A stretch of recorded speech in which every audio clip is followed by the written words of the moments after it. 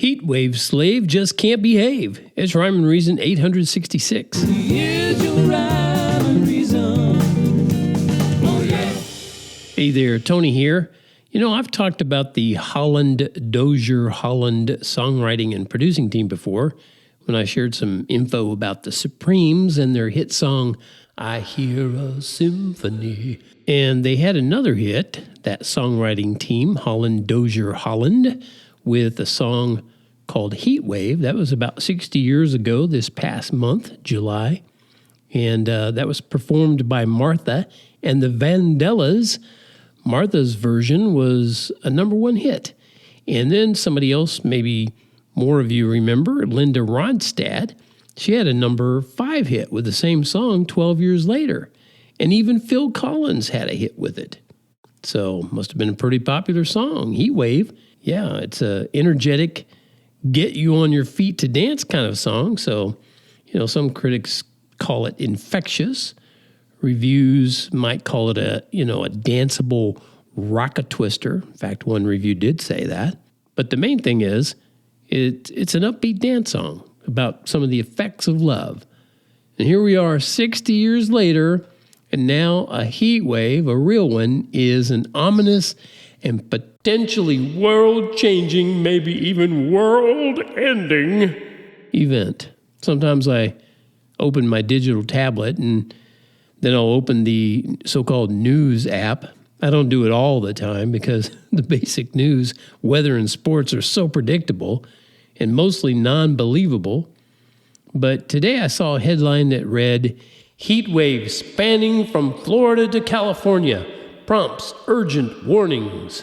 In case you didn't already know this, Florida is on the eastern edge of America, and California is all the way on the opposite western edge of America. So right away, if that info is familiar to you anyway, you understand that this is truly an urgent matter because we're talking about our entire country here, basically.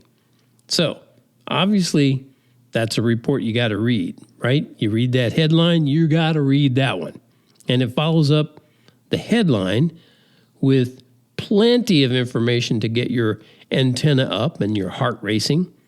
The opening sentence said, an expanding, intensifying heat wave prompted the National Weather Service to issue heat alerts for 115 million people on Friday in 15 states with no let-up in sight for some areas. Oh, no. Oh, the humanity.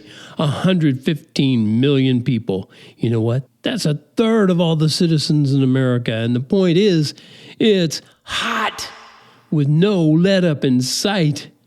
Hang on, there's still going to be a September and October this year, right? Isn't there? I haven't heard any. Have you heard anything about there not being those months? I haven't heard a thing. But let's not muddy up the fear waters with actual provable facts. Let's not get carried away here because we've got a populace to control, and fear, as you might know, is the best tool for that. So let's talk about the public health danger, shall we? And the scope, intensity, and endurance of this hot weather. Plus, we need to get the alerts about where the longest lasting impacts of this heat dome will occur. Yeah, maybe I'm not being fair. Maybe I'm just being one of those kind of guys who picks on everybody, right? Maybe the weather services just have our best interests at heart. Maybe that's true. So maybe they just want you to have all the facts so you can make good decisions while your brain is frying. Yeah, maybe that's it. Maybe that's why they say things like heat waves can be extremely deadly, and heat waves are quiet killers with deaths often going uncounted until well after an extreme weather event has subsided. Oh my goodness. Well, it's true that extreme weather events, so-called events, can kill you. But so can aging and boating and camping and driving and gambling and gardening and hiking, recreational marijuana, a sedentary lifestyle, sports. Yeah, pretty much all you have to do in order to one day die is exist in the first place. Yeah, pretty much. So here's the kicker to the weather report that I read. They had to toss this in. Using peer-reviewed methods from Climate Central shows climate change is likely boosting the odds for the upcoming extreme heat. That just cracks me up. Climate change is boosting the odds for upcoming extreme heat. So in other words, the climate changing from hot to hotter to hottest to not quite so hot to less hot to cooler to cold. Yeah, it's changing. It's changing all the time. I don't know. Is it just me? I think that's happened my whole life. But, they've got to add these guilt-loaded bullet points to make sure you're aware that you, I'm looking right at you. Yeah, don't you look up at now. I know, you should be ashamed of yourself. You are the problem. The main cause of long-term climate change is human-caused emissions, you humans. Greenhouse gases, carbon dioxide, burning fossil fuels such as coal and natural gas. Some research has shown that without climate change, certain heat waves would have been virtually impossible. That's such a crack up. Heat waves would be impossible if the climate never changed. That's true. If it was always cold and never changed, heat waves would definitely be impossible. If it was always cold and it never changed, heat waves would be virtually impossible. If it was always cold and never changed, heat waves would have virtually been impossible. If it was always hot and never cold, climate change would be virtually impossible. If it was always hot and never cold, climate change would be virtually impossible. Have I made this clear? Probably not. Probably not. Anyway, here's something I'd like you to realize. There's no such thing as fossil fuels. Yep, that's a pure fact, a pure scientific fact. You don't get any of our fuels that we use in cars that run on gas from fossils.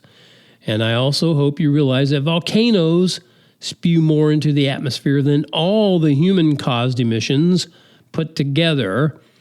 And let's not forget those 42 million tires burning over in Kuwait, but I'll save that for another time.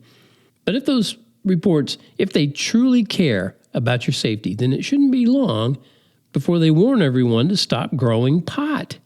Yeah, according to some estimates, growing an ounce of pot indoors can emit as much carbon as burning a full tank of gas. Did you catch that? Hey, somebody shut this guy up. He's trying to take away our natural medicine. Dude! Well, you're probably like me, and you probably realize that a spirit of fear comes from a dark place because God gives us a spirit of power and of love and of a sound mind. So, you probably know that when it's extra hot outside, you reduce your energetic outdoor activities. And you wait until autumn before you ramp things up again. The same is true for the cold, dark winters. Wait for spring.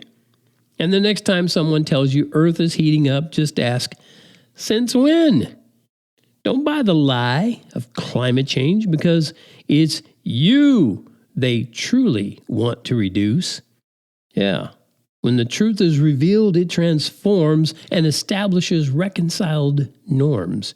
And the people who care are both humble and rare, well equipped to extinguish firestorms. All right, that's been my rant on climate change for now.